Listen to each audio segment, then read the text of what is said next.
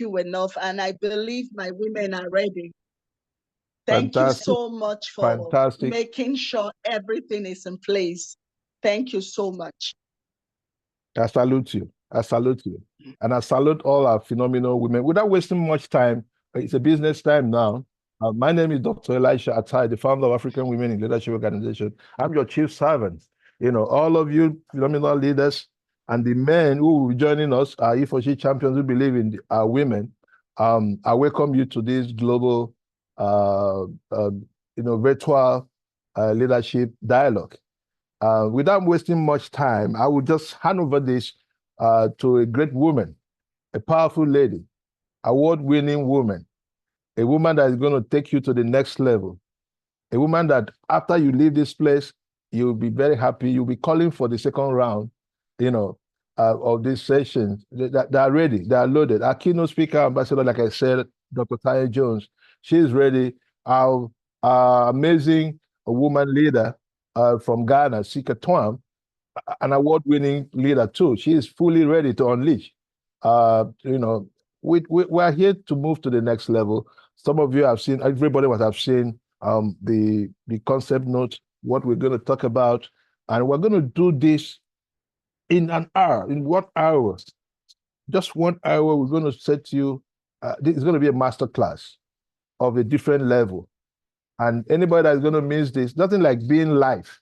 I know a lot of people want to watch it, but nothing like being live. When it's happening, where you can ask questions, and then our leaders are ready. Our moderator have already warned me that I shouldn't say more than 2 minutes, and I should bring her in to do her job. So I want to invite Monica. Let me introduce you, Monica. Can I just read something a little bit about you? Before you take it over from here. Oh, 1 second. Okay. Okay. I'm coming. Okay. Okay. Brand storyteller, global impact leader, developer of emerging leaders, speaker, award-winning author. Monique Stubbs is recognized as a dynamic and encouraging storyteller, speaker, author, and expert in personal and professional development with over 30 years of experience in sales, management, and business development. Monique has shared her insight and strategies with audience at universities, women's organizations like what we're going to have today, corporations, and non-profit entities globally. Monique holds certifications from both top School of Business at Dartmouth College and Duke University. She has received numerous awards over her philanthropic endeavors and community leadership, which even Awlo, we benefited from her for how many years now as part of what we're doing. She is also the author of 5 books, including her signature award-winning book, Unclocked, Targeting the Top 10 Mindset Cloggers to Business Success. This book won the Gold Award of Excellence in Collateral Self-Promotion category for the Communicator Award. Our favorite quote, which is penned, is "A rich lifestyle has nothing to do with money, but everything to do with mindset, meaningful relations." Wow, let me say that again. A rich lifestyle has nothing to do with money, but everything to do with mindsets and meaningful relationships. I love that. Over to you. Well, warm welcome. Thank you so much, Dr. Atai. Thank you for having us this afternoon. A warm welcome to everyone that has taken the time. I know in many of your areas, it is late in the evening. And so the fact that you have carved out this time to be with us, we do not take that lightly. We greatly appreciate you. But we want to get started because we want to respect your time. And so we're going to kick this off by just setting the tone for this conversation that we're going to have. The conversation is a powerful one because it's breaking barriers and unlocking the power of women in leadership. So, what is the reason we're gathered here? We're gathered here because we all have a shared mission. And that shared mission is for 3 things. It is to empower women to rise, it is to empower women to lead, And then it is to empower women to thrive. And so through mentorship, through leadership development, through advocacy, and through celebrating our wins and celebrating each other, our goal is to inspire not just change temporarily, but to inspire lasting change. So when we work together and we pull together like we are today and we have these conversations, it's so that we can challenge our limitations, we can amplify our voices so we can all be heard, and we can create a future where leadership knows no gender. That is the goal, where leadership knows no gender. And so we want to get right into this discussion. So I have the absolute pleasure of introducing you to our first speaker for today. And I want to introduce her because it's just so important for you to understand that, you know, when we are blessed to have individuals with great talent and great experience in life that are willing to take their time and share with us, we want to make sure that we give their accolades. And so it is with great pleasure that I introduce your first speaker, Sika Twum, who actually is the vice president of the Ghana chapter of Awlo. And, you know, one of the first things that I noticed about her was that she is a woman of poise. She is a woman of acumen and a woman of service at the highest level. And that is so important when we're talking about women in this world that we're living in today. It's important that we carry ourselves with a level of excellence that stands out, and she does just that. Of course, she has so many accolades. We certainly cannot mention all of them, but what we would like to do is highlight a few things. So one, she's a human capital development specialist and a transformational leadership coach of international repute. And her distinguished career spans over 3 decades across the domains of both industrial and organizational psychology, performance transformation, and strategic systems design.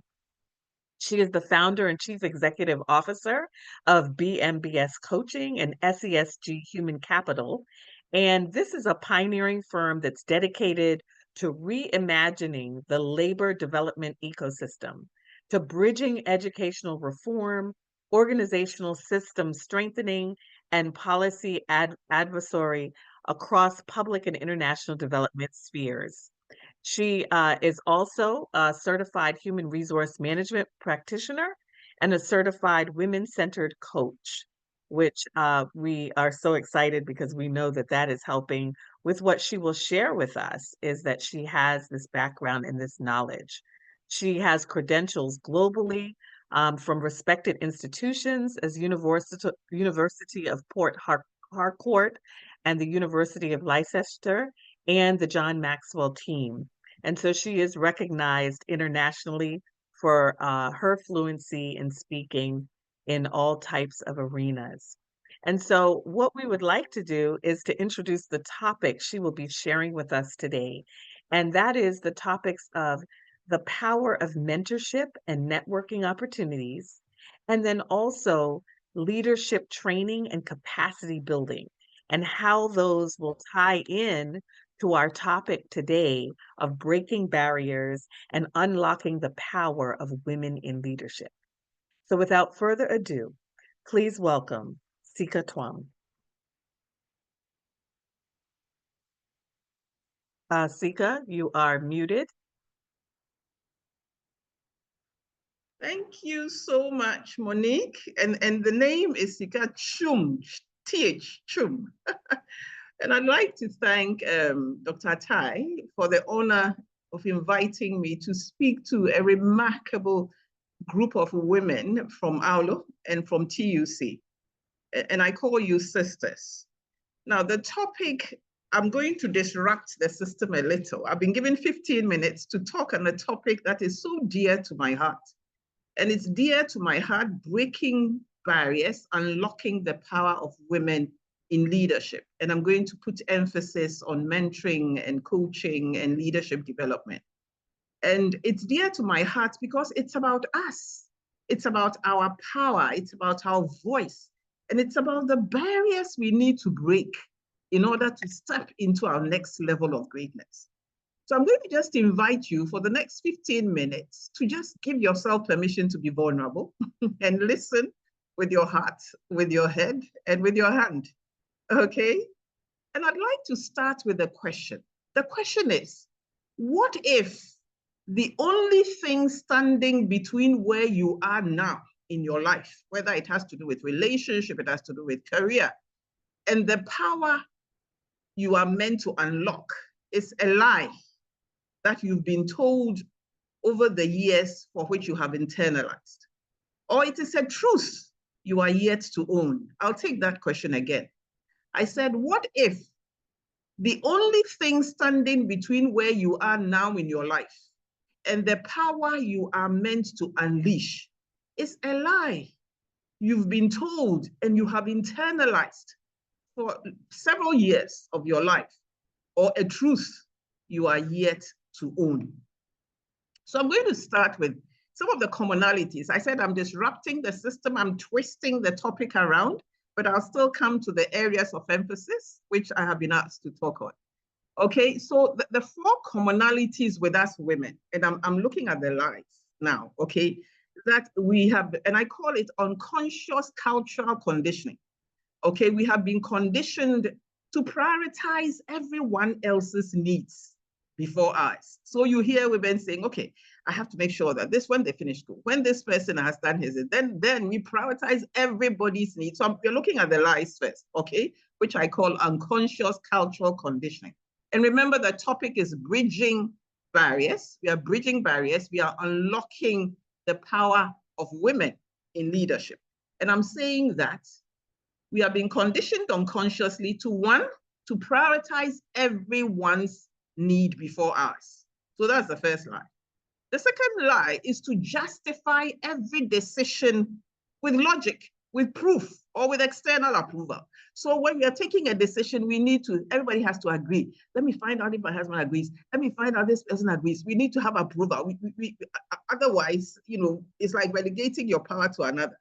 Okay, so that we have to justify every decision. Why do I have to do a doctorate degree? I have to justify it, okay, and get approval before I do it. The third lie is to wait for the perfect time. Okay, we've been told to wait for the perfect time. So wait for the children to finish school, to get some job, then you do what you have to do. Wait for the perfect time, as if there is a perfect time. Then the last lie is to feel guilty or shame for wanting or needing to grow yourself. Okay, so these are the four lies, okay, or the four unconscious cultural conditioning that has created barriers. Now, the effect of this on us as women in leadership is that, one, it has resulted in invisible barriers that we have. We call it invisible barriers. The first is approval addiction. Okay, we want to get approval. We need approval before we do anything. Okay, does this person approve? If this person doesn't approve, then I can't do it. So that's the first barrier. The second one is a confidence gap. Now, many times you find situations where there's an advert comes into the newspaper, a woman looks at it, she has almost 80% of what they require. A man will look at it, he has maybe 60, but he will go for the interview, he'll give it a shot. A woman would want to have 90%, be sure that every single thing that she has. And it's a barrier. So we have an approval addiction barrier, we have confidence gap. Then there's a power penalty that this has resulted to. And the power penalty is when we penalize each other for wanting to grow. So sometimes you find us telling our fellow women that, why do you want to do a doctorate? It's unnecessary. Man, just relax, So it's as if you're being penalized for wanting to move to your next level. Then, of course, there's expectation gap. Many times we expect more for others than we expect for ourselves. Then there's a failure penalty that we have. Okay, when we fail something, when something happens to a child in the family, we are constantly saying, maybe it's my fault, maybe I didn't bring the person up well, maybe it's always, our failure. Now, I'm looking at the topic to be able to merge the areas of significance, which is coaching, mentoring, leadership. Okay. So what I've said so far is that I have said that there's a lie we've been told. There are 4 lies. These lies have led to invisible barriers. And as a result, there's a power penalty. And remember, the topic is unlocking the power in us. Now, there are 3 core, what we call power penalties. I call them power. I call them, 3 core power blocks that this has resulted to. So you find situations where, and the 3 core power blocks, one is shame. It's in the area of our self-esteem. Okay, now usually your self-esteem or your self-concept, it has to do with how you relate to yourself. It's about how you see yourself, how you see others, how you see life. Okay, and our self-concept influences the way we behave. It influences the choices we make. It influences our behavior and our decisions. Okay, now, if there are 3 core power blocks that we tend to have, that keeps us stuck as women. Now, I'm saying this to tell everybody there, okay, now, if you are stuck in the area of relationship, in career, the decision of moving up or not moving up, it comes from one of these or all 3 power blocks. Now, the power blocks are 1. The first power block is that of shame. Okay. Now, this is when we feel we are not enough. We feel we don't have what it takes. Okay. So you want to move to your next level of greatness. You feel you don't have what it takes. That's a power block of shame or a belief in the area of your self-concept that has to do with shame. Okay. So shame is I don't have what it takes. It makes us constantly undervalue ourselves. It makes us downplay our gifts and we stay small. So that's a power block of shame. Okay, then there's the power block of lack. Now, as I'm saying it, ask yourself, which power block has resulted in a barrier for you? The power block of lack is we feel there's always not enough. Okay, so there's this belief that there's not enough love. You don't have enough love. You don't have enough money. You don't have enough time. You don't have enough support. Okay, there's this scarcity mentality, constant scarcity mentality, and it makes us fear that if we go for what we want, we will lose something else. So you hear instances where women say, if I do my doctorate, it will affect the children, it will affect I can't be in this women's thing because then it will take too much of my time. And so we feel there's always this scarcity, which falls under the power block of lack. Okay, then the third one is isolation, where we are alone. Okay, we feel we are on our own. We isolate ourselves from the source of power, the source of support. Okay, so the feeling is that no one sees or supports you. And you feel that if you don't do it yourself, it won't be done. You feel that if I don't do it myself, there's nobody else who can do it. So I have to do it myself. So we disconnect from support, and support comes from others. The resources that would give us the support we need, we disconnect. So I'm saying that, remember, the topic is breaking barriers, unlocking the power of women in leadership, okay? And I'm saying that the barriers usually come at the level of our self-concept. And it's a power block in the area of shame, lack, or isolation. So regardless of the area that you feel stuck in now, it is either as a result of a feeling of shame, that you don't feel you are enough, you don't feel you have what it takes, a feeling of lack, you feel, there isn't enough, and so let me hold on to what I have, or a feeling of isolation, that I'm alone, let me keep to myself, and, disconnecting from relational power. Now, for us to be able to understand how we can unlock this power, we need to first of all understand what our power is as women. When we talk about power, what is the power of women? And the power of women is relational. Okay, our power is relational. And what I mean by that is our power, the power that we have been wired to connect. Our power is relational. It's collaboration. Our power comes from connecting. It's collaboration and not competition. Okay, men are competitive, women, we collaborate, and that's where our power is. Our power is collaboration. Our power is in connecting. Our power is in nurturing growth of others. Our power is our intuitive nature, okay? Our power is our collective advancement, the collective advancement, not sole operator advancement. Okay, that's how we've been wired.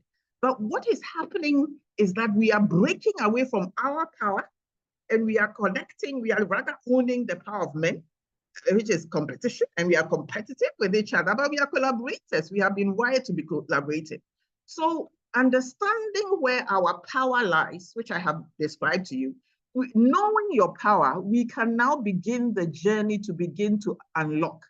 And how do we unlock? How do we unlock our power? I'm just going to use, because I have 15 minutes, I said this is a topic that would have taken me 3-4 hours. I could do a whole training on this.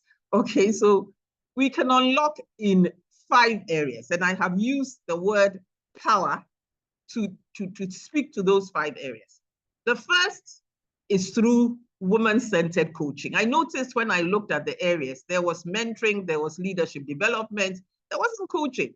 But the first way in which we can unlock is through coaching, because women-centered coaching is the only tool or key that identifies the barriers I have talked about, whether your barrier is lack, whether it is in the area of shame, whether it's in the area of isolation. It is only women-centered coaching that can identify the barrier and break through that barrier.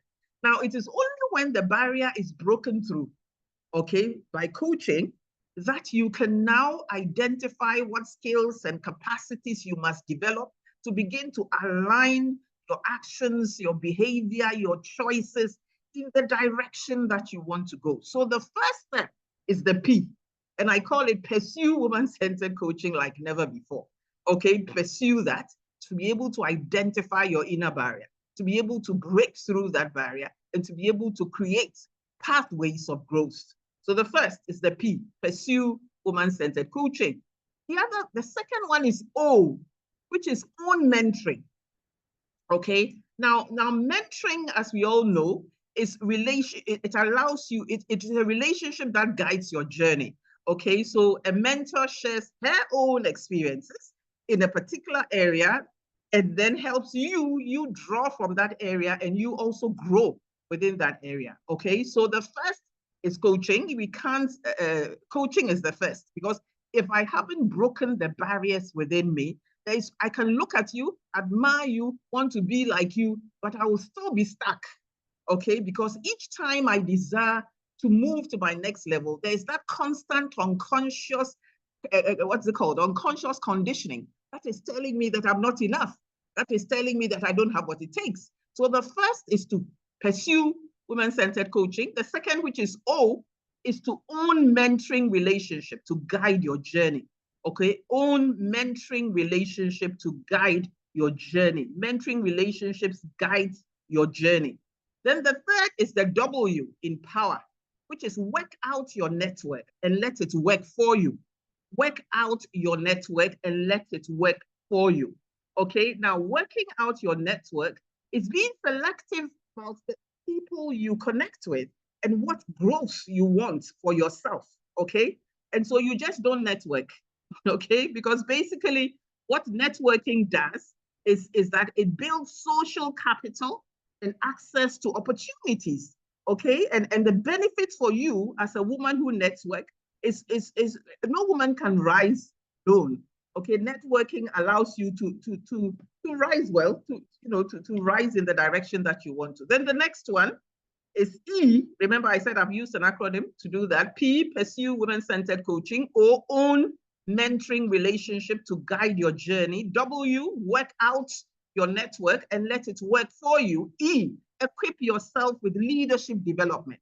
It's leadership development that would help you to acquire the skills to communicate effectively, to listen, to ask powerful questions, to acquire the skills that you need as a leader. Okay, and then the R is reform the system through capacity building. Okay, capacity building allows you then to reform the system and to create an ecosystem where women can thrive.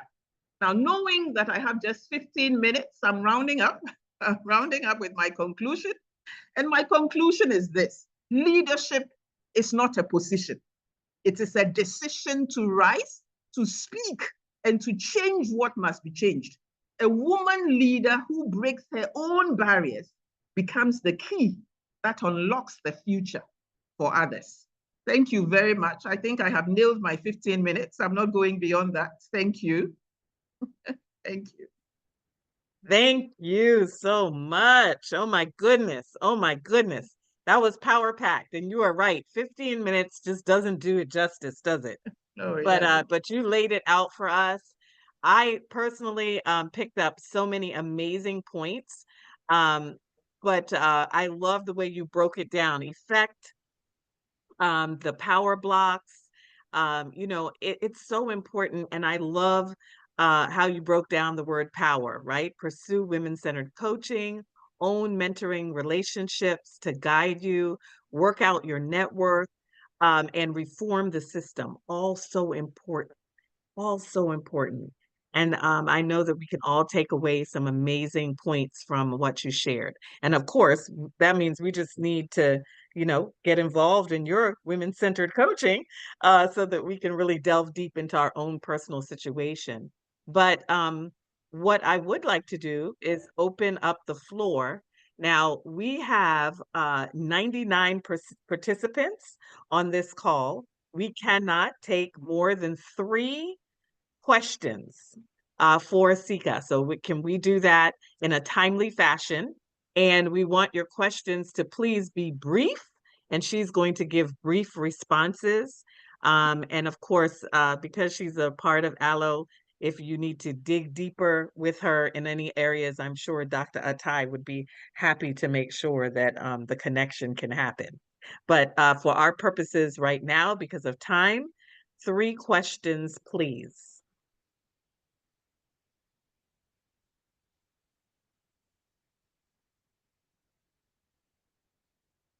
Actually, maybe if you want to put your question even in the chat, Dr. Atai could then read the question out. That probably will be even easier, the first 3.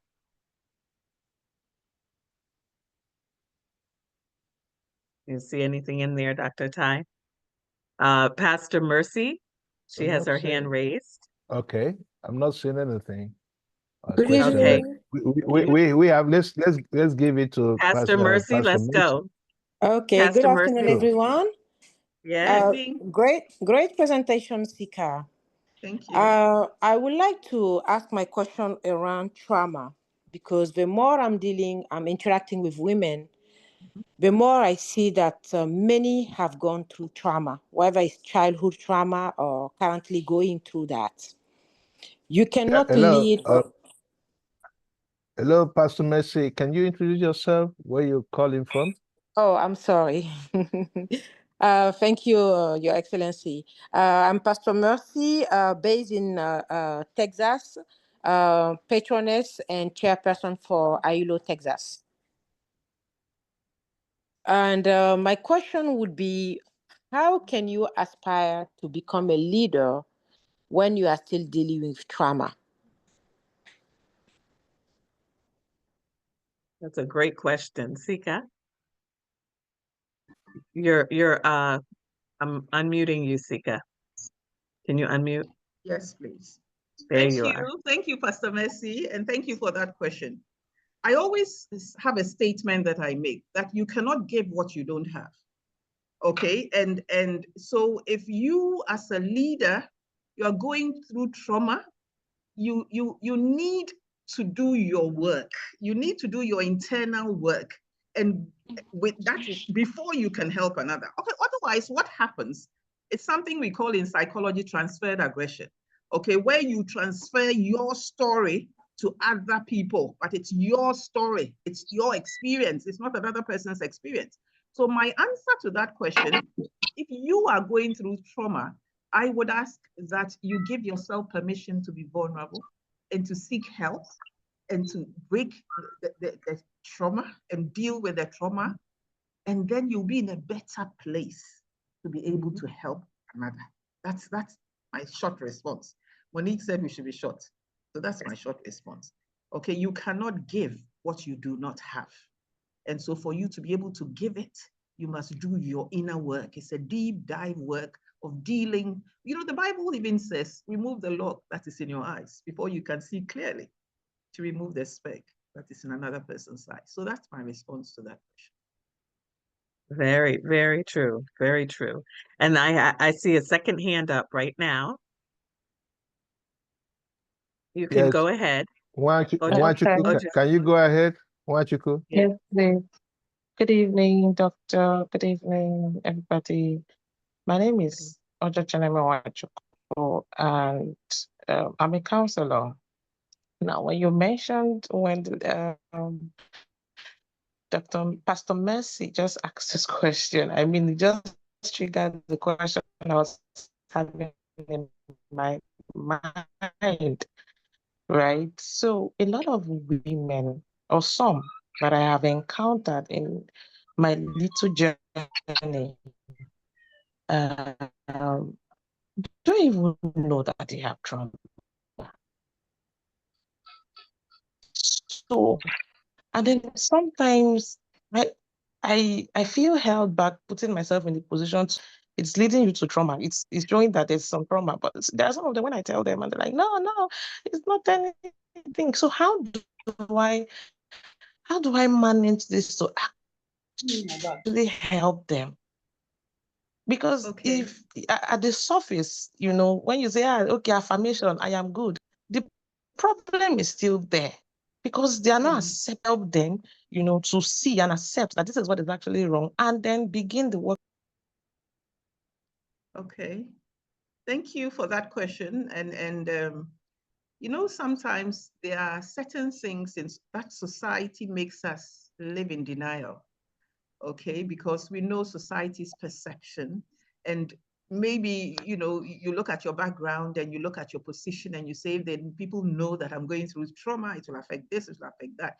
But I think the first solution is to create awareness.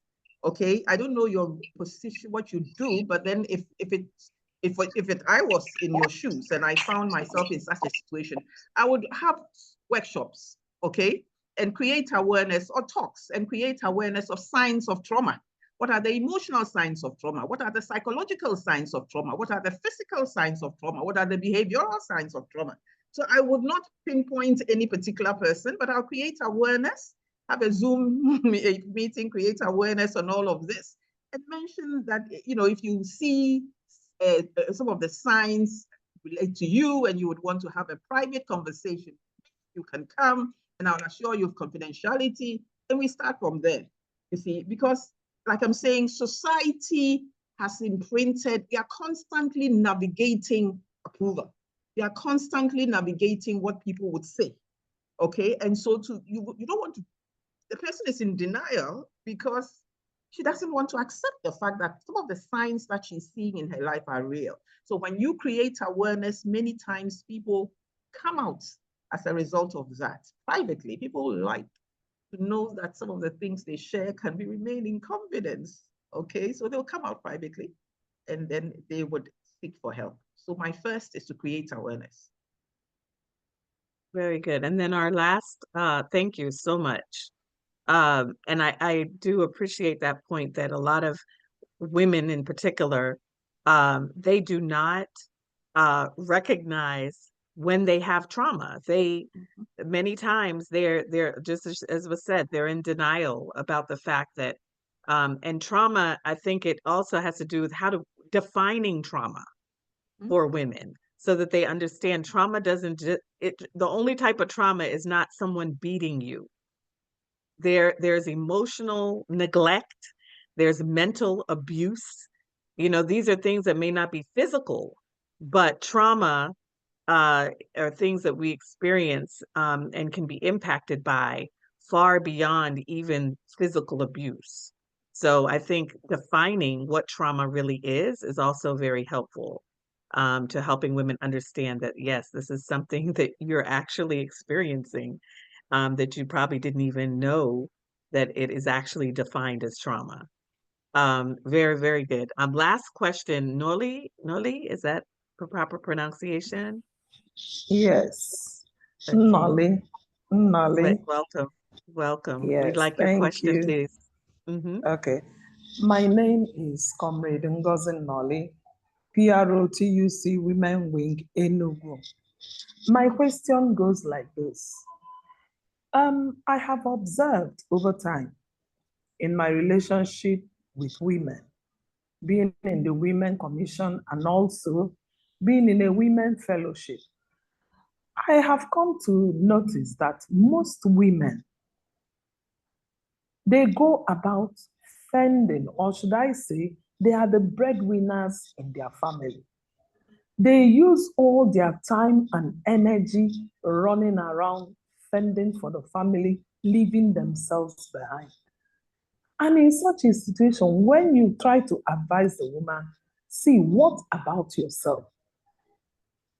Because of that notion, because of that training, because of that thing that has been inculcated in us over the years, you still find out that they will say family first before themselves. So this culture of a thing is really affecting a lot of women here in Nigeria. So please, how do we go about it? That's my question. Because they Okay, cannot stop taking care of their family. There's the pressure. The pressure is there. Yeah. Okay. I think I answered that question in a, thank you for that question. Okay. I think I answered it in a way when I said, when I looked at all the keys that had been given, there was leadership, there was mentoring, there was capacity building, but there wasn't coaching. Okay, there wasn't woman-centered coaching. It wasn't there. Okay. Okay, and you see, when you have been brought up, first of all, when you've been brought up, the barriers are in your subconscious. They are not in your conscious. The barriers are in your subconscious mind. So you are not even aware that you are denying yourself of life and you are focusing on just prioritizing everybody else than yourself. You just feel you are doing what you should do. Okay? So it is only a professional. Let me just go there. Okay? Who can help you identify the barriers and use the strategies to help you break and rewrite the story. Okay, rewrite it. There's a way it is done. And then you see that, in fact, when I focus on myself too, I will be able to give more. You see, we've never asked ourselves, well, how do people stand to benefit when I add value to myself? Truly, how would my family benefit when I add value to myself? They would benefit, community will benefit, society will benefit. How would I be useful to myself? Okay, when I listen to me. In fact, I'm just adding to your question, and I'm even saying that many times women refuse to listen to themselves. Sometimes you are in a relationship that is killing you, okay, but you are in denial. Sometimes you are in a career that you need to look at, career move. Your body is telling you that it's enough, but you're not listening. Your skin is breaking, it's telling you that it's enough, but you're not listening. Okay, so I'm saying that to that question, when something has been imprinted over years, that's why I said the lie that you've been told over years, that you have lived with, it becomes a natural thing for you. So it's only a coach who can help you break from a fixed mindset to a growth mindset and begin to rewrite that story and begin to align your actions, your behaviors, and everything to the new you that you are becoming, that you can become. Let me put it that way. That was beautiful. I just wanted to make a comment as I'm looking at comments that are coming through that Nolly, this is not in Nigeria. I promise you. It's in This Ghana. is a prop. No, Nolly, yeah, Nolly, yeah. Yes. This is a problem that's all over the world. Yeah. This is a women's Okay. problem. So don't feel it's limited to Nigeria. It definitely is not. Okay. But Okay. thank you so much. We're gonna need to move on. Sika, thank you so much Thank you for too. Thank sharing you. with us. TUC Women, invite Yes. me and let me help you break barriers. Thank you, Seeker. Thank you, Seeker. Thank you. Yes. Yeah. So we're going to move on for the sake of time. Thank you so much for your questions. Thank you again to Sika for that powerful information. And now we're going to move on to the second speaker that we have. Hello, Yes. Monique. I would like Yeah. Sika to just, because she's talking about coaching, and we know her, that she's so capable of changing the narrative. You know, I would like her to just drop her handle. Can she just drop her handle in a few seconds so that Absolutely. any Yeah. woman here who want to get in touch with her, because it's good that we find solution to some of these problems. And if we have solution right here, I don't think we're talking about empowerment.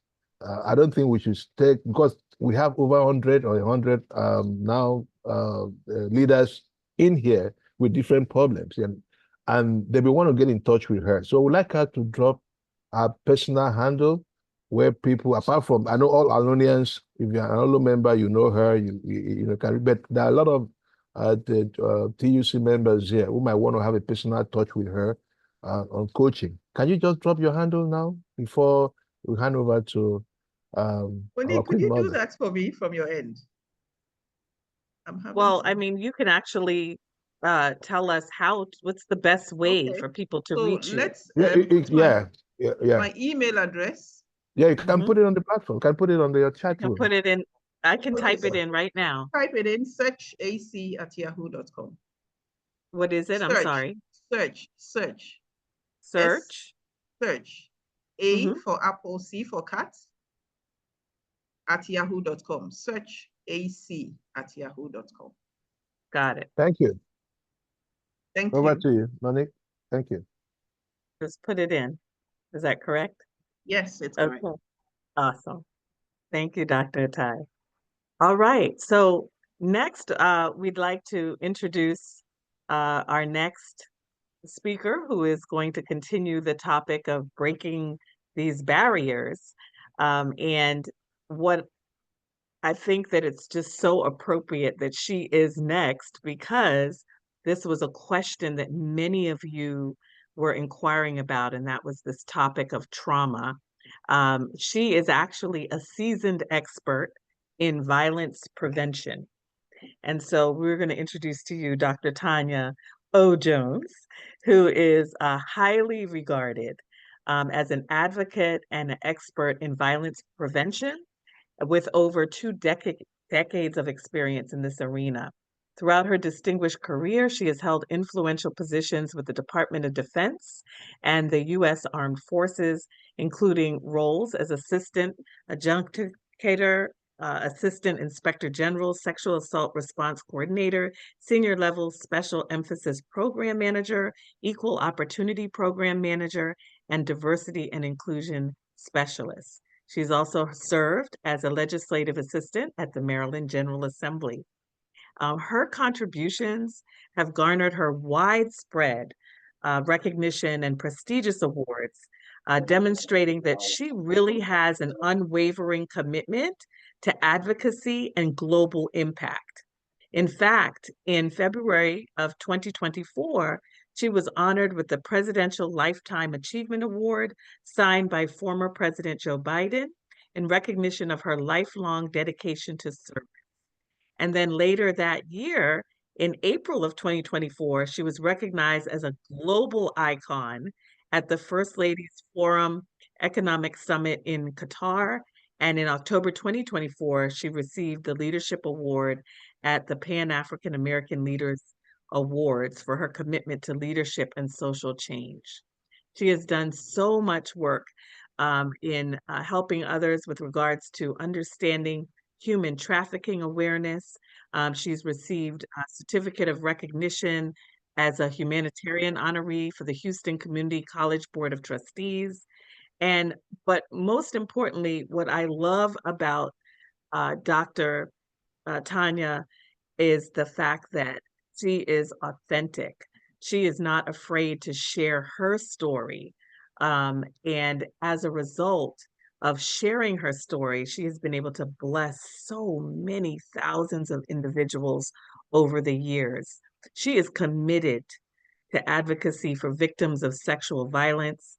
And this is what she has built her reputation on. She is an influential force for change in advocacy and social justice. So it makes perfect sense that we would have her next to speak on the topics of advocacy for policy changes and inclusive practices, but also promoting role models and celebrating women's achievements, because this is what she stands on. So without further ado, I welcome you, Dr. Tanya O. Jones. Good evening, good evening, good evening. And thank you so much, Patronas Stubbs, for that warm welcome. Thank you so much. I appreciate that. And thank you, Dr. Atai, once again for having this dialogue this evening and allowing me to be a part of it, because this is very necessary conversation. So I'll definitely start off with all of you that are joining us. I can't see how many people are on the line. So when I heard 99, I was like, wow, that is amazing. So good evening, good evening, good evening to you all, powerful women and resilient leaders and courageous change agents across the globe. Good evening, good evening, good evening.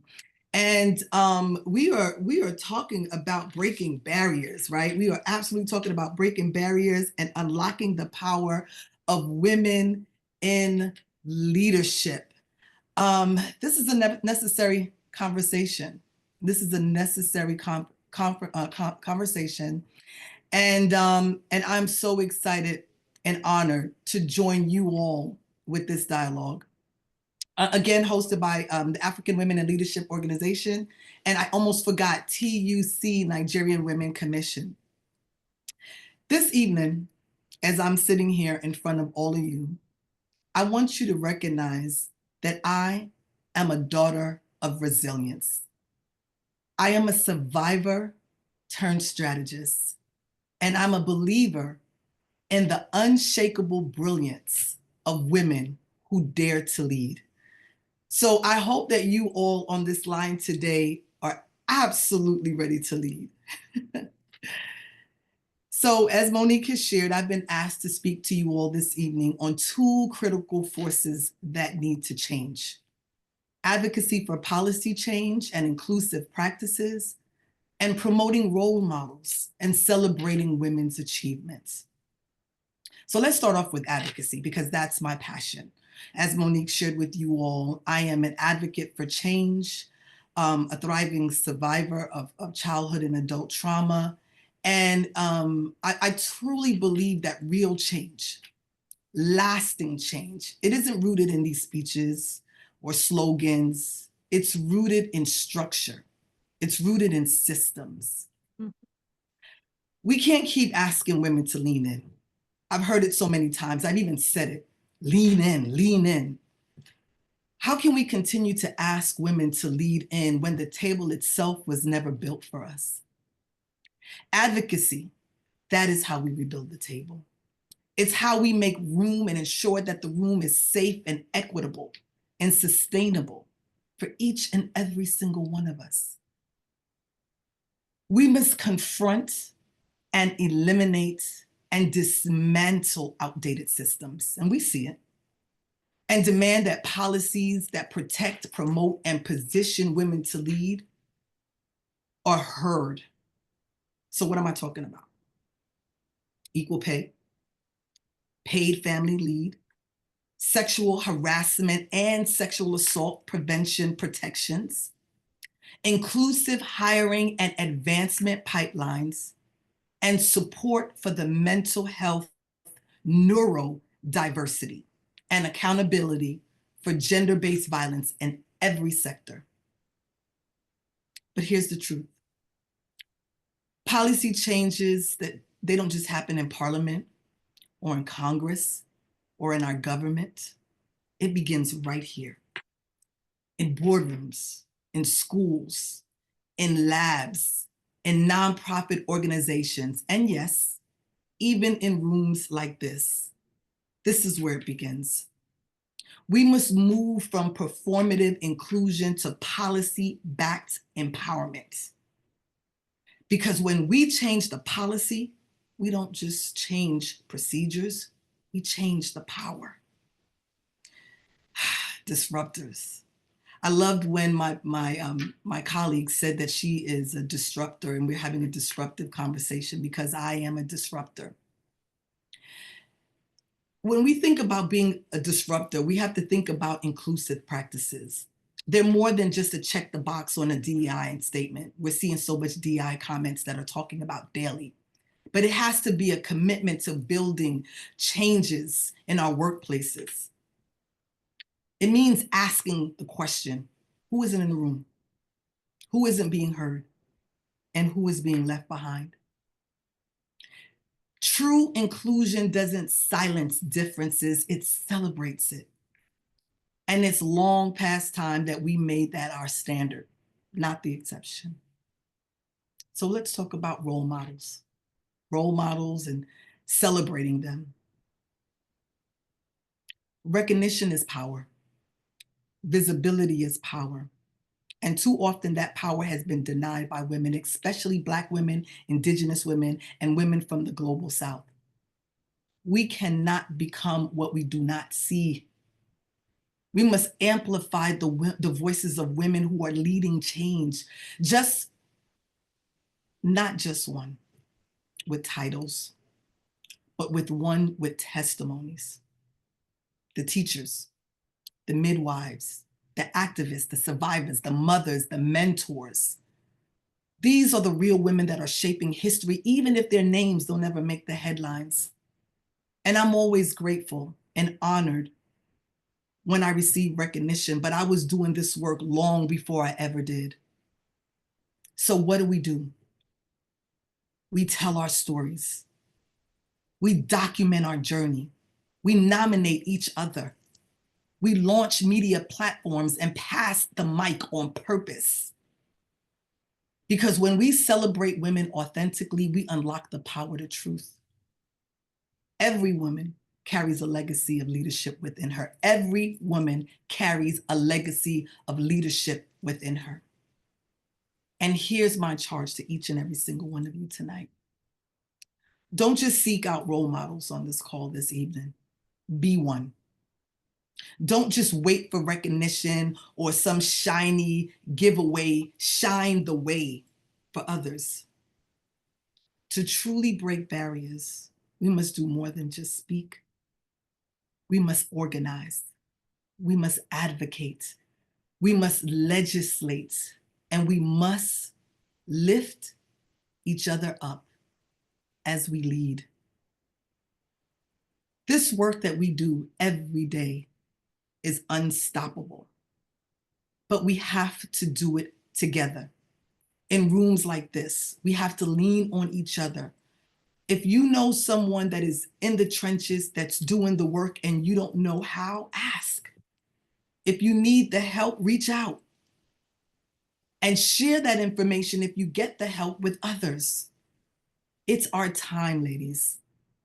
And to all of the men that are in the room, that are collaborating with us, that are supporting us, you continue to be our allies. We need you. So I thank you. And again, charges. I charge each and every single one of you that's on this call tonight to glow. It is my framework. And that is grow through adversity, lead with empathy, own your own story, and be a warrior for change.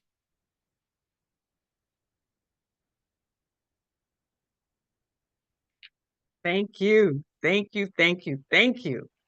As always, you deliver powerful messages. Your authenticity and your transparency is really what makes what you have to say powerful, because you truly speak from the heart, but you speak from your experience. And we know that doing so is what really can bring the largest amount of impact to this world. And I loved two things that I took away was that when we change the policy, we have to change the policy in order to change the power. And so as women, understanding the power of shifts in policy in order to create a different world for us is so important. And it requires us to open our mouths and, as Tanya said, to come together as a force to be reckoned with, because when we come together, we are a force to be reckoned with. But most importantly, I love the fact that you said that every woman carries the power within her. Every woman carries the power within her to lead and also to break barriers. And we all need to recognize that we don't have to wait for someone else, because we do have the power within ourselves. Thank you so much, Dr. Jones, for sharing that information with us. So we're going to take 3 questions at this time, and we're going to start off. I'm looking, I see one hand up right now. Would you like to unmute and ask your question of Dr. Jones?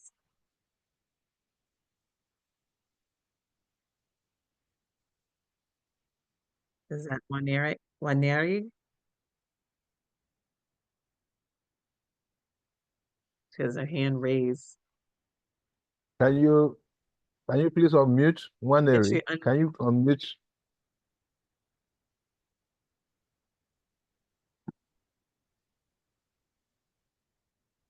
Well, What did she say?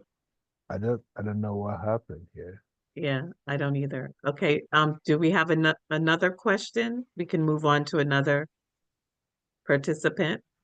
If you have a question for Dr. Jones. Pastor Mercy? Yes, thanks again, Monique. You look beautiful, by the way. Thank you. Dr. Tanya, it's always a pleasure to hear from you. I just want to give a contribution. You've mentioned to use our platform, and especially for those of us living overseas. One thing that I've noticed, sometimes it's so hard for us minority to break in. And when we get into where we aspire to be, many of us don't think to emulate and bring others so that we can basically use the power of multiplication. And that's really what I'm going to, because I'm just using myself as example, being the only one among over 400 staff members and the only lady and Black. One thing that I came to understand was God put me there for a reason, to bring not only African or Black people, but minority, and telling them that I'm here to help you out. Remember to do the same thing tomorrow for somebody else. So that's really what I wanted to emphasize here. When God put us somewhere, we feel like maybe there is a lot of persecution. We feel like we don't belong, but we have to pass that and ask ourselves the right question. Why am I here? How can I help those that are trying to get in? But at the same time, also, it's not about bringing anybody, but those that are qualified, but they just don't know how to get in. Thank you so much. Pastor Mercy, that was such a great comment. And there's 2 sides of that, right? So the first side, let's speak to that side first, where you just shared that sometimes we have this purpose, this divine purpose that we have, and we're being called or led to do something, and we are the only ones in the room, and we're shining as we're doing it. And so now that we are in the room, we have to pull others in the room, right? But it's more than that. Again, it's not just having a seat at the table. When we call ourselves mentors and we're saying that we're going to bring other people in the room, it's not just bringing them in the room and now that they're there, they have to figure it out. It's almost sometimes holding that person's hand all the way to the deal, all the way to the handshake that gets them to the next level. It's making those connections, and it is now basically saying, I am endorsing this person. And so you're walking with them along the way, and you're giving them a behind the scenes look at everything that you've done to make it there. And that has to be deliberate and intentional. So when you leave the room, you're not leaving them in the room by themselves to fend for themselves. You are leaving the room together with a win for you both, right? But then the other side of that is women and sometimes men. Well, men really don't do this. It's more women. But when you get in the room, be ready. There's so many of us that have been led to opportunities and we just let them go by because once we're there, we're not ready.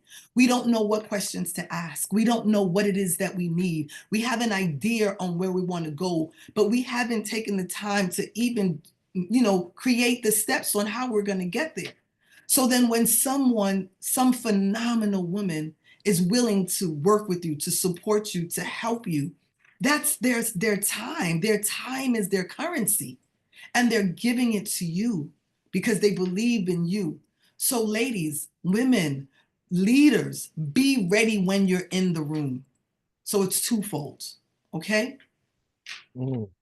Mm.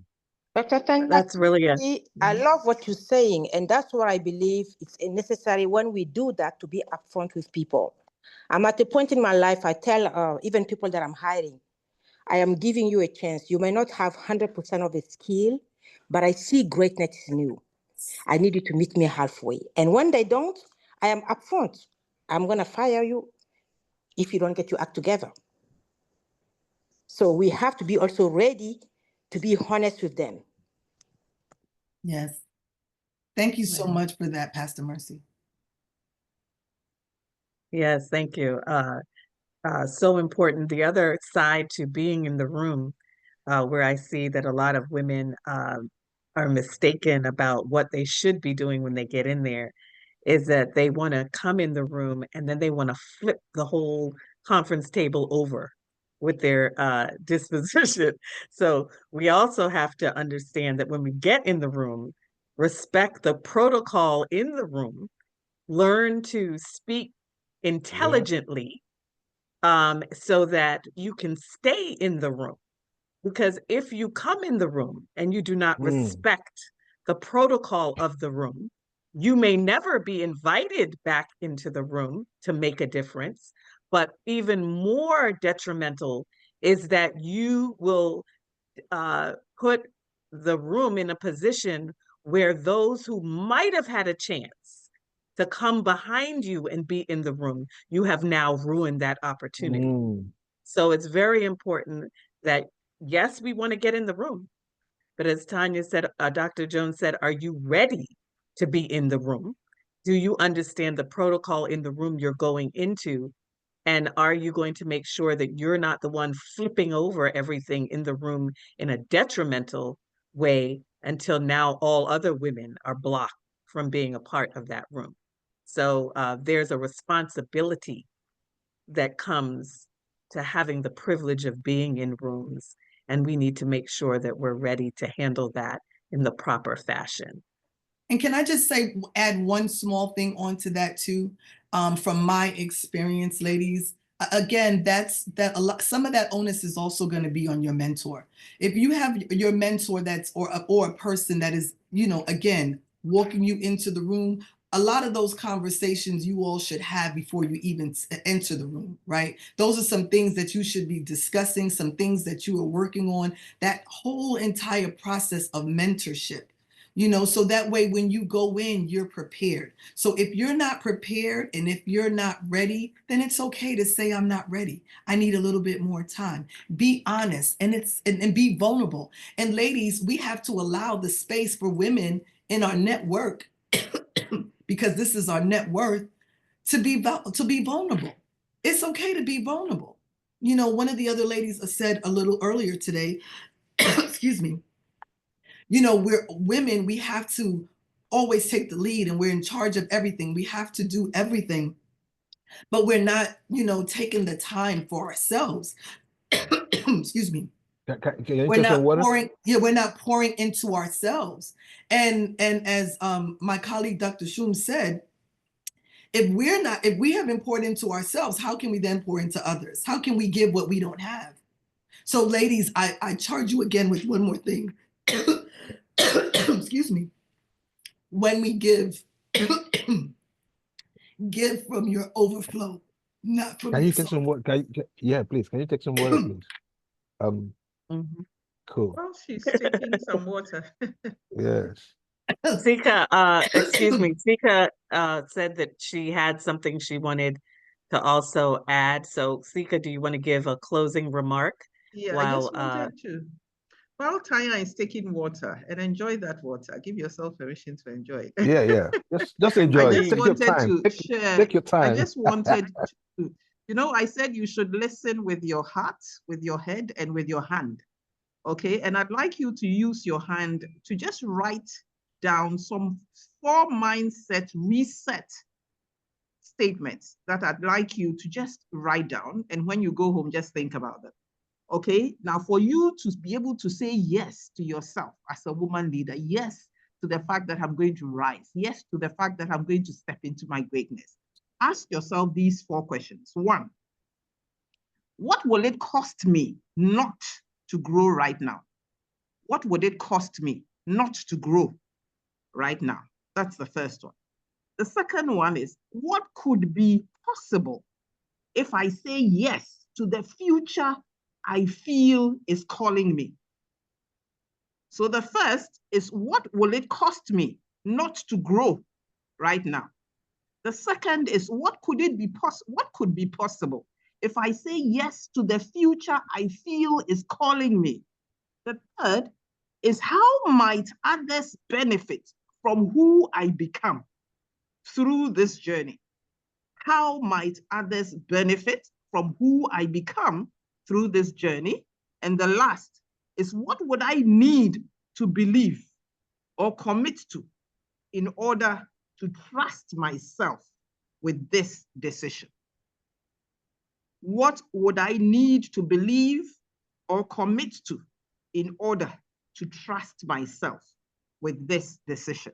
And these are 4 mindset resets, resetting your mindset questions that would allow you to begin to say yes to unlocking your potential, to stepping into your greatness, and to breaking those barriers. That's beautiful. Thank you, Sika. And I want to say again, thank you. Our time has come to an end, but I would like for Dr. Jones to, just as Sika did, to please share how we can reach you. If you could share that with us at this time. Yes, thank you so much, Ms. Stubbs. You can reach me on my website at www.interactiveadvocacy.com. I do have a coaching program as well for leaders, for women leaders, women that are leading and bleeding at the same time. And then I also have my email address. That's info@interactiveadvocacy.com. That's info@interactiveadvocacy.com. And if you want to know more about my GLOW framework, Growth Through Adversity, Lead with Empathy, Own Your Own Story, and Be a Warrior for Change coaching, please feel free to reach out to me or to our conveyor, Ambassador Dr. Atai, or feel free to reach out to me directly. Again, thank you so much for having me join you this evening. And I apologize. I've been sipping on my tea because I knew my throat was bothering me just a little bit. But when that passion comes out for this amazing work, I can't help but get excited. But thank you all so much for having me join you all this evening. I appreciate each and every one of you. Go out and be great. Thank you so much. So did we enjoy our speakers today? We are so excited. I want to just applaud them, and if we can all applaud them, that would be great. But I would also like to just leave you with something to think about. When I had the opportunity of speaking previously to leaders, my method of leadership is what I call the SHIP method. And that is that when we look at the word leadership, we mostly look at the word leader, which means that we're the boss. But when we look at the word ship, we see something different, and that is that we are the vessel to take a crew successfully from one destination to another. And so as we reflect on the information that's been shared as leaders, and as Dr. Jones said, we each have that within us, whether we recognize it or not, we do have it. It's up to us to decide what we are going to do with that talent that God has created us with.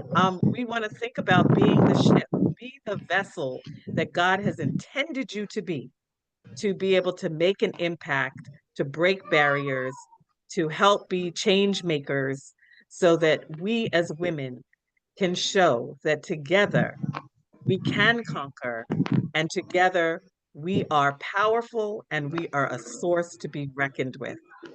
So thank you so much for the opportunity, Dr. Atai, to moderate this particular part of the session.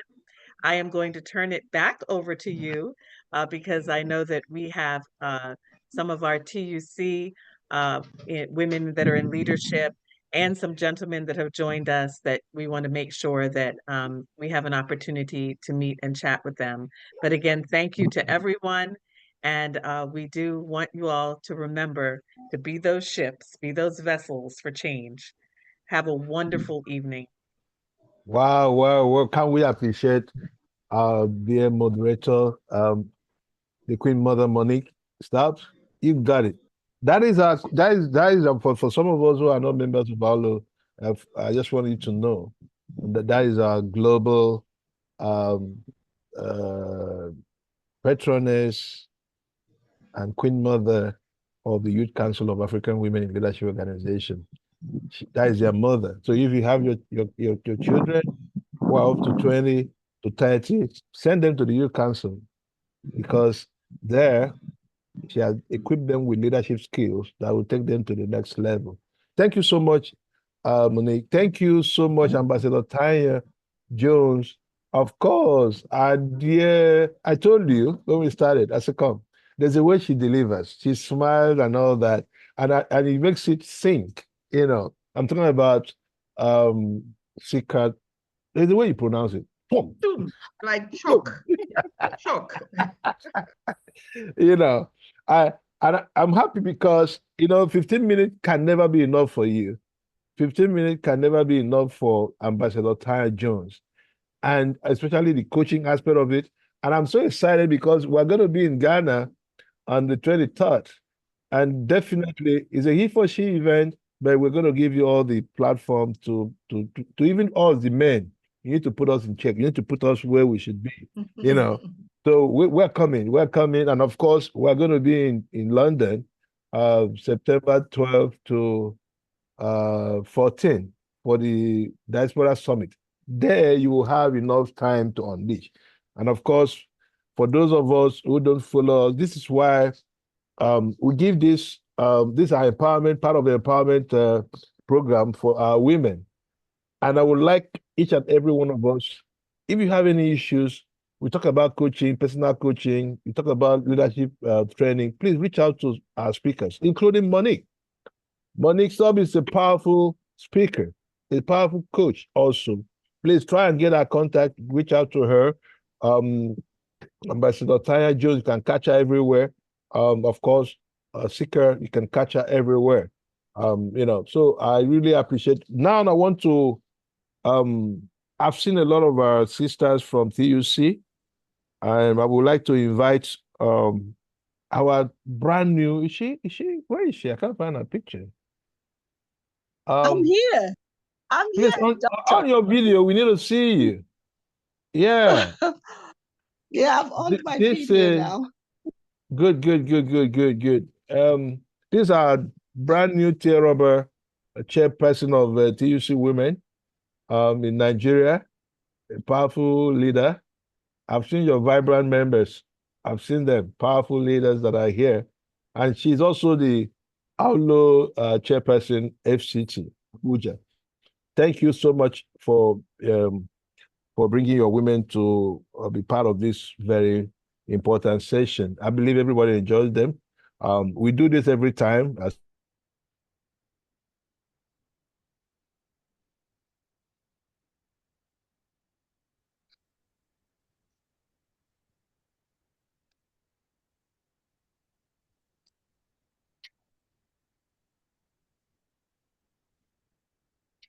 Okay, I believe that he went out for a second. Maybe it was his connection. Yes. Let's see if he's coming. I guess so. Yes. Well, could you please introduce yourself to everyone? Yeah. We would love to hear from you. Some greetings. And Okay. we're Yeah. happy to have. Actually, when I was discussing with Dr. earlier in the day, I wrote out a little something so I don't forget. Okay, So well, I think please I'll just share. go ahead here. Yes.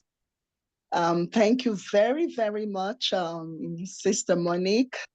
I've heard so much about you, and of course, this is like the second forum. Personally, I'm having the first time I joined a session like this. Dr. Tanya gave. I think she gave a very good presentation, and that was the first time I heard about her globe. And then she talked about it today, and my memory went back to the first time. And I said to Doctor, my women have to be part of this dialogue today. And he agreed. Doctor, thank you so very much for making this collaboration between Awlo and the TUC Nigerian Women Commission a dream come true. We have been talking about this, and really we thank God that we could pull this great dialogue through. And I believe from the comments I've been reading from my women leaders in TUC Women Commission, I think it's impressive. They all enjoyed this dialogue, and I'm sure this will not be the end of the collaboration between Awlo and the TUC Women Commission, TUC Nigerian Women Commission. I think this is just the beginning of many big and good collaborations to come. And of course, I will not end this speech without thanking the leadership of TUC Nigerian Women Commission. That is our President General, Engineer Comrade Festus Osifo, and our Comrade General, our Secretary General, N.A. Toro, PhD, who gave us the approval to have this collaboration. And to all TUC women on this call, thank you very much that you could participate. And I believe we will take it to our various branches about what we have learned today. I would also want to say a very big thank you to our phenomenal speakers and facilitators for sharing your expertise and life experiences. Your insight, of course, has inspired and empowered us as women. And of course, to our participants, all the participants, your presence here has a kind of reflects a commitment for growth and progress. Whether we are here to amplify our own leadership journey or to advocate for more women participation in leadership, I think today our voice will count. Thank you very, very much for this collaboration. And I believe going back home, we will not just be, I think, we will foster a community support and more collaboration, like I said earlier, and we'll also be open to engage, challenge assumptions, and to live here ready to turn our ideas into action. Thank you very much, Awlo, for having us. Thank you so much, Sister Monique. Thank you, Dr. Tanya. I wrote down a little something that Dr. Tanya said. She said, role models, celebrating them. I think she said, recognition is power. We cannot become what we do not see. I wrote it down and I will take it home. And from Sister Sika, what I wrote down and I'm taking home, and I believe our women too will take home, is our power as women is relational. We have been wired to connect, collaborate, and not to compete. That is very, very key, and definitely we'll take it home. Thank you so much, and God bless. God bless you. Thank you so much, my double chair. Thank you. And I want to admit people are still coming in. You know, we had 100 and I'm still having more joining us as we're closing, but we have to close. And we will be back. Definitely, we will be back. We're going to have this, just let's call this one 1.0, you know, on this collaboration. We're going to have the 2.0 very soon, you know, after, like I said, a couple of programs that we have to start now. We're going to be on the road from now to, you know, God knows, you look at our calendar. But I'm excited. I'm so excited. I'm so proud. I learned so much from our speakers. Who is that? Can you please mute your mic? Thank you very much. So without wasting much time, this was to be, and we started on time. Thank you. I thank those who came in 15 minutes to the time, you know, and of course I thank our speakers for showing leadership, you know, leading from the front. Being part. Please, I want to beg you that when we call you again, please answer us. You know, I know you have a very tight schedule, and I want to appreciate you for accepting my invitation to be part of. You always do that. And thank you for being true allies. Thank you for being true partners. We're moving to the next level and nothing can stop us. So I look forward to seeing each and every one of us. Those in Ghana, I'm coming, we're coming. Those in London, we're coming. Those in Texas, Pastor Messi, we're coming. October 11, we'll be there. And of course, the Youth Council, Lagos, everybody's invited to Lagos. Details will be shared on our website and of course, social media handles. Please, you can visit us Awlo.Africa. That is www.awlo.africa. You get more details. You can send us a mail, info@awlo.africa. And of course, you can reach out to take note of these speakers, make use of them, invite them, be part of their program. They all have individual programs that they're doing. Please be part of them, be involved in what they're doing. Your life will never be the same. This, like I said, this is our give back program, the free program. And of course, I wanted to hear from the president of TUC. I don't know, chairperson, if they are here, and the secretary. If they're not here, then we got to release our leaders. Madam Esther, are they here? Are the president general here and the secretary? Are they here? I am not sure. I don't know. I'm not really sure, but I don't know if you can just, you have the names. I don't know if, let me see. Okay. Okay, don't worry. Our Secretary General is supposed to be here on this call. Yeah. Okay. Just tell. Can you inform both of them that we need to see them in Ghana? Maybe if you speak one or say one or two things. The Secretary to the Female Commission is here. Is here? Engineer Adam. Sorry? The Female Commission Secretary is here, so maybe if you like. No, I'm talking about the team. Okay, Engineer. SG, but if our secretary, maybe she would like to say something. Engineer Adam. Okay. Yes. Okay, is she here?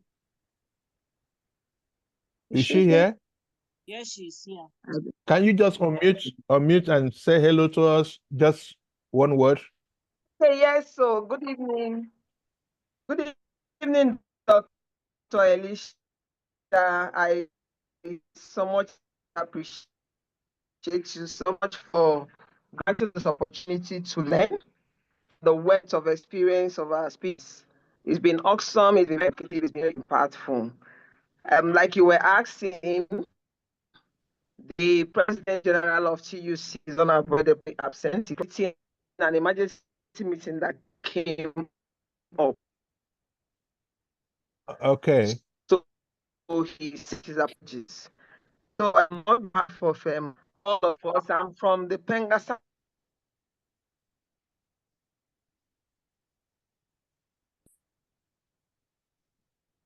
You? Is she there?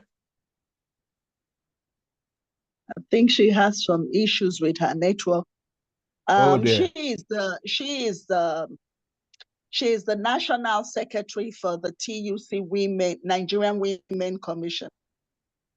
Okay, please. I Yeah. just saw my president here, Awlo USA Vice President, the Okay, I'm so Olorugu, sorry. My network Olorugu came off. herself. So I just want to say, I just want to thank you. And to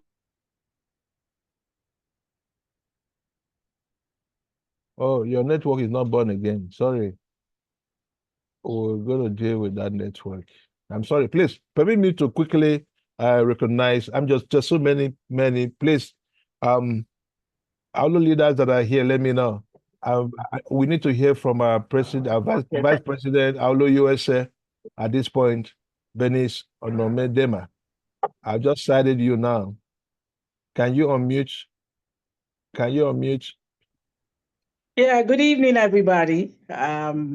It's always great when we come together to do things together, especially people of great minds.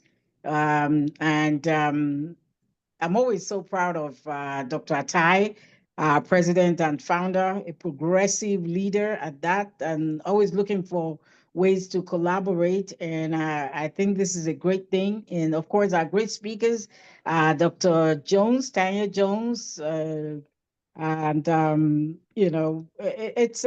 it's great, and I think it's the beginning of greater things to come. And I want to thank everyone for being a part of this. I'm sorry I didn't join early enough, but I still got some push from all the good talks, and like I've learned one or two things, and I thank you all. Thank you so much. Thank you so much, my able capacity VP. She hosted the physical dialogue in New York in March. So good to have her. Welcome back from Canada. She's calling all the way from New York. Congratulations on the award. Thank you very Thank you, much. sir. Thank you. Thank you so much. We're following your lead. We appreciate you. We celebrate you. We celebrate you so much. And of course, I did mention dear Monique Stubbs. She's phenomenal. Thank you. Thank you, Monique. Thank you. Thank you. That's why we're celebrating her in Houston. Oh, yes, so we must. We must. Fantastic. Yes, Okay. yes. Thank you. Thank you so much for the thank you. Please. Thank you. For other Awlo leaders, I have taken the thank you on your behalf, and because I can't see everyone right now, it's a lot of So thank you so much. I think the night is well spent. The video will be out. I will share it to our platforms, and we take it from there. Congratulations and thank you once again. Look forward to seeing you in all our programs. Like I said, visit our website and you see more. And of course, we have a vibrant WhatsApp platform. And for those who want to join Awlo, you are free. Just go online, awlo.africa, and be part of the vibrant community of leaders. Thank you. Congratulations once again. Bye-bye. Thank you very much. Thank you. Bye-bye. Thank you. Thank you, Ma. Thank Bye. you, Doctor. Thank you. Good night. Okay. Thank you, doctor. Thank you from Abuja. Thank you. Bye-bye. From Abuja. Fantastic. I saw so many Enugu Thank people. you I saw from so many Enugu. Nigeria. Thank Thank you, you, Delta, TUC Rosemary, you, Total Energy, doctor. Thank you, all the Women. moderators. Thank thank you so you. much. Thank Thank you you. so much, Monica. Because Thank for you. I TUC appreciate chairperson, you. Thank you. Modesta, thank you so Rika. much. Thank you, Talia. God bless you. Thank you so much. Bye. Let's go. Yeah.